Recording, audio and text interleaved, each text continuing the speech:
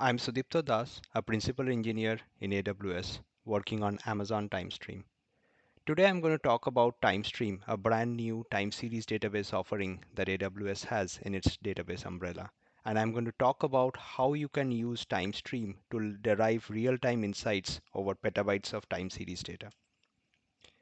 I'll provide an introduction to TimeStream, cover the key architectural concepts, the several integrations that TimeStream supports, and provide a glimpse of the performance and scale characteristics of TimeStream. Before I get started, I wanted to cover what exactly do we mean by time series data.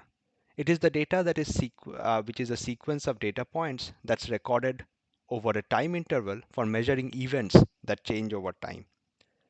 Where do we find time series data? It's across the board.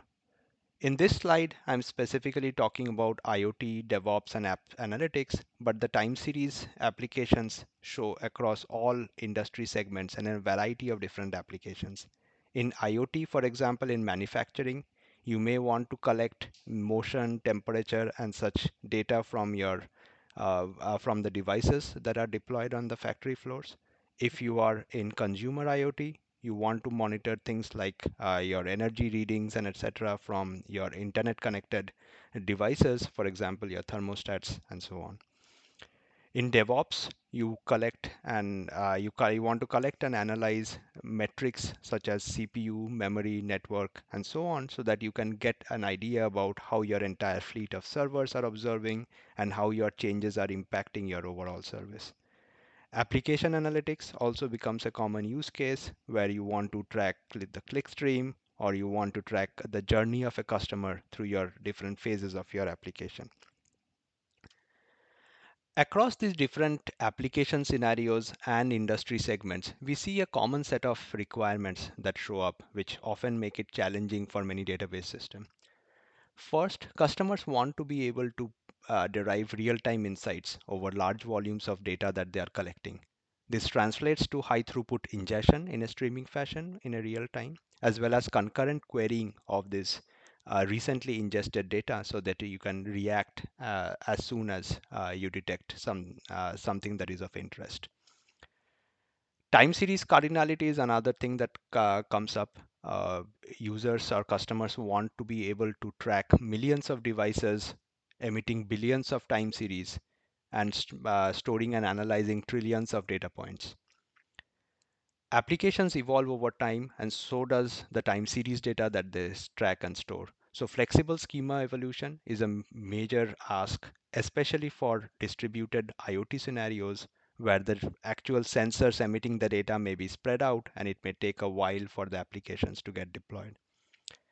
Enterprise grade security, encryption, and access control are table stakes in the modern world where uh, really everyone is really serious about the security and privacy aspects of the data. Another common challenge that shows up is dealing with burstiness of activity. Oftentimes, there are interesting events that happen that results in huge bursts in ingestion or your query volumes. You want the system to be able to scale resources to meet these interesting events and be also be able to scale as your workloads grow. To address these challenges, AWS designed TimeStream from the ground up as a purpose-built time series database that collects, stores, and processes your time series data. TimeStream is serverless, so it auto scales, so there is no need to provision resources ahead of time. As your ingestion, storage, or query volume increases, TimeStream scales the resources appropriately. For time series data, the most recent data is often most valuable, but you also want to be able to preserve your historical data for ad hoc analysis, driving reports, or doing machine learning. So data lifecycle management and automated storage tiering is built into TimeStream. TimeStream supports flexible schema. So as a user, you do not need to predefine your schema or need to do specific DDLs to alter your schema. As your application and data evolves, the schema of the table automatically evolves. Even though data is tiered, it's always accessible to the users in a seamless fashion because TimeStream has an adaptive query engine. that can intelligently identify where your data is in which storage tier and make the data accessible to your queries and have it always available at your fingertips to drive insights. It has built-in time series analytics and also supports a big subset of ANSI SQL functionality for doing advanced analytics. And TimeStream also has built-in abilities to integrate with a variety of different data collectors, as well as other ecosystem components for visualization, machine learning, and so on to provide you a much complete experience on your time series data. So let me first explain how users interact with TimeStream. It's a database service, so users create databases and there are tables within the databases. But essentially, these tables are mainly manageability constructs. Think of a table being an encrypted container to hold your records. You don't need to define any columns at table creation. The schema adapts over time as your application evolves. All you do is you define your access policies, you define your encryption keys, and you define the data retention policies for of how your data moves, how the data lifecycle happens, and how data moves between the different storage tiers.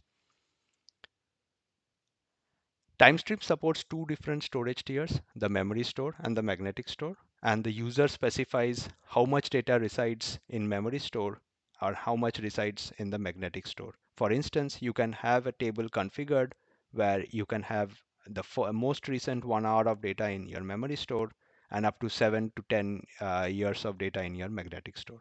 TimeStream supports memory store retention from 1 hour to a year and the magnetic store retention from 1 day to 200 years.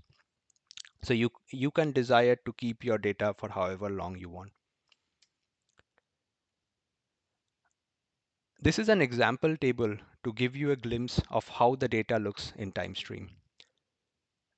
When you ingest data into TimeStream, you specify several attributes of the data points.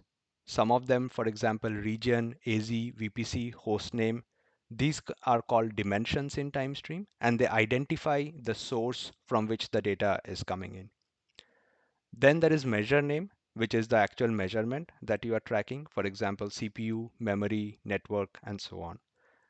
Then there is the timestamp, which is in nanosecond precision, supported by TimeStream. Every data point in TimeStream has a timestamp. And last are the measure values that are the actual measurements that are changing over time. As you will see in this table, a time series is logically identified using these dimensions and a measure name. And what you are recording is the measure values changing over time. But from a user, a logical model standpoint, every row in the table corresponds to a data point that corresponds to some time series in the system. This slide provides a high-level example of the query language. TimeStream supports a subset of ANSI SQL. It has a broad collection of scalar as well as aggregation functions. It has most of the concepts of ANSI SQL, including group by, order by. It supports multi-table and multi-database joins for deriving deeper insights across different types of data, and supports customized syntax to make your time-based processing more effective, or your queries written for time-based processing more easier to write. For example, in this figure, in this tab query, we have special constructs like ago and bin, which are built in and are commonly used for time series use cases. This slide talks about a high-level architectural overview of TimeStream. TimeStream is built as a serverless cloud-native AWS technology. As users, you interact with TimeStream using two different SDKs, and you talk to two different endpoints. The TimeStream write, which supports your ingestion as well as your CRUD operations for creating and deleting tables. The TimeStream query, which supports your SQL-based querying. As a user, you create table, you create a database, you start sending data to TimeStream, and similarly, you start sending your SQL queries to TimeStream. Any kind of resource management scaling is automatically handled by TimeStream. As you can see in this figure, TimeStream allows or supports a completely decoupled architecture where your ingestion, storage, and query layers can scale independently depending on the resource requirements. TimeStream is designed to be highly available.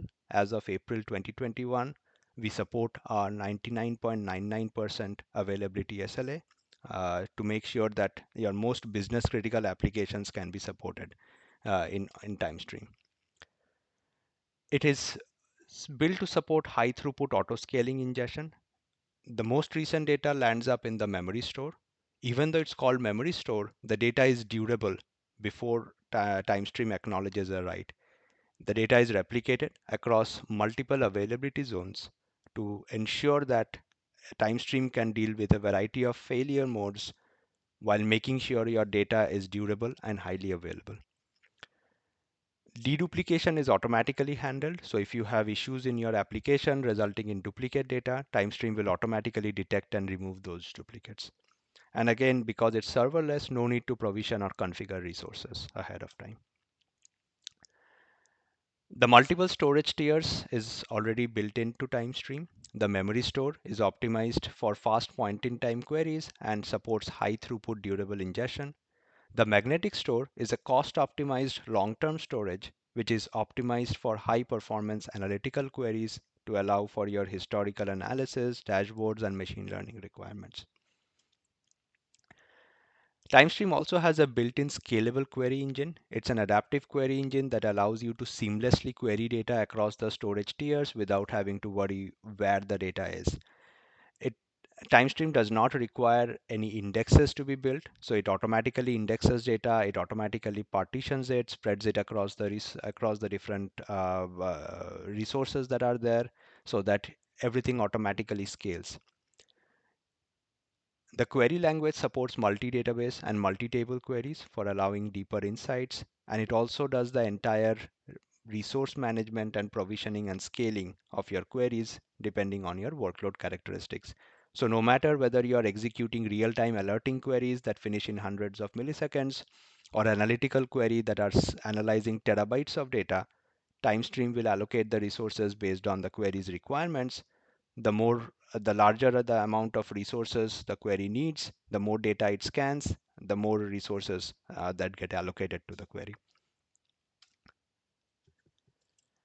TimeStream also supports a variety of different integrations. For example, if you are in the DevOps space and you are using existing data collection systems, for example, through Prometheus or with Telegraph for InfluxDB, there are built-in adapters or agents that can work with these data collection agents to allow you to send data to TimeStream. And once the data is in TimeStream, you can use the AWS console as well as many of your favorite tools to query and visualize data. For example, TimeStream has built-in integration with QuickSight for visualization, SageMaker for machine learning, Grafana, which is another popular time series visualization tool. TimeStream also provides a JDBC driver so that you can use it with any application that communicates with a database using JDBC.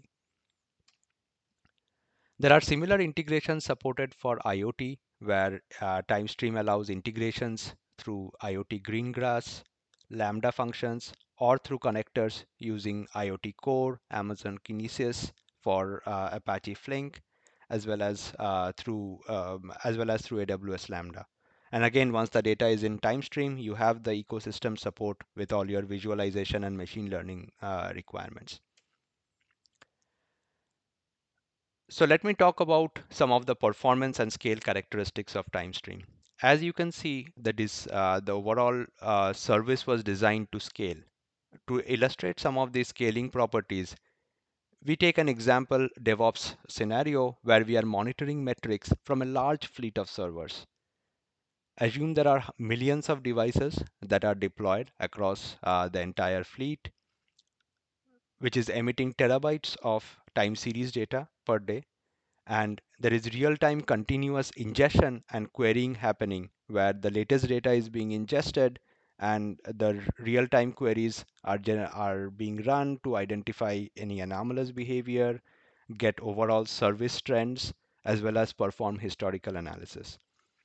There is a blog post that we have published that has the details of this overall scale numbers. I have a URL here in this slide. You can also search for it through your favorite search engine using the title of the talk.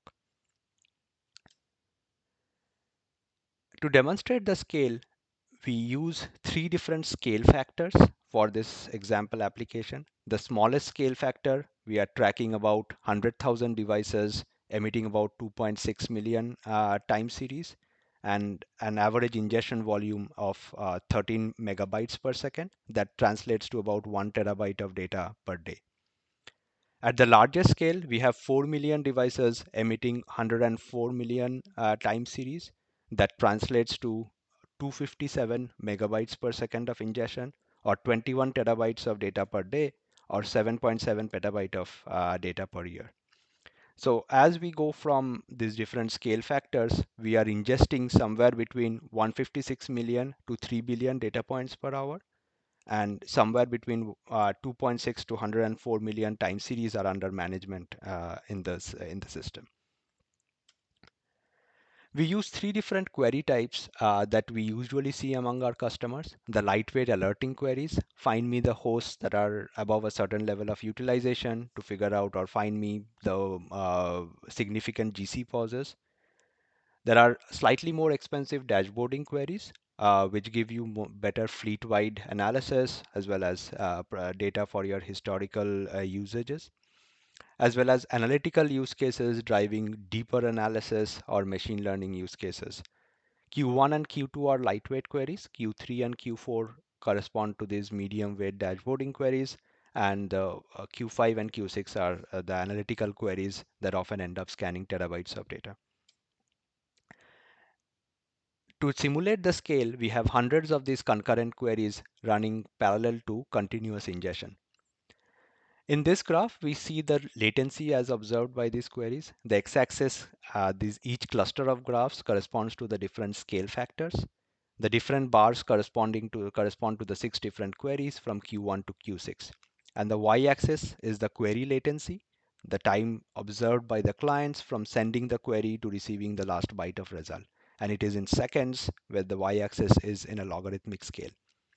As you can see, TimeStream, even when managing terabytes or petabytes of data, for the cheapest queries, TimeStream gives you interactive latencies of the order of a few hundred milliseconds uh, to uh, to a second or so. Dashboarding queries can be sub-second to single-digit seconds, giving you snappy dashboards, and you can analyze terabytes of data in the matter of tens of seconds, so that you can also get deeper insights. And essentially, in addition to the interactive query latency, the other aspect that is also visible is the data scaling characteristics of TimeStream. For example, if you see across these the latency numbers, the latency is unchanged for some of these queries, or in some of the more expensive queries, we see about a 3x increase in latency, even though from the small to the large scale, we have increased the data size by 22x.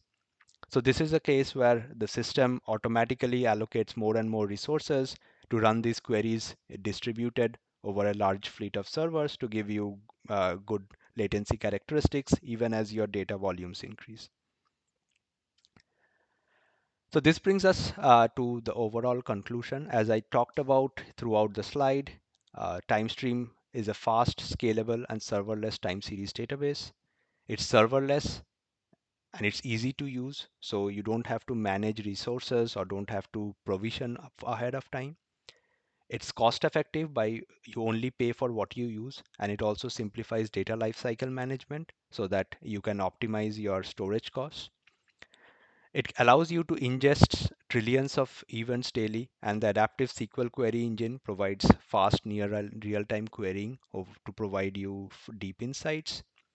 It has built-in time series functions for meeting your advanced analytical requirements, and it is secure from the ground up, where all the data is encrypted in flight and at rest using the customer managed keys stored through AWS Key Management Service.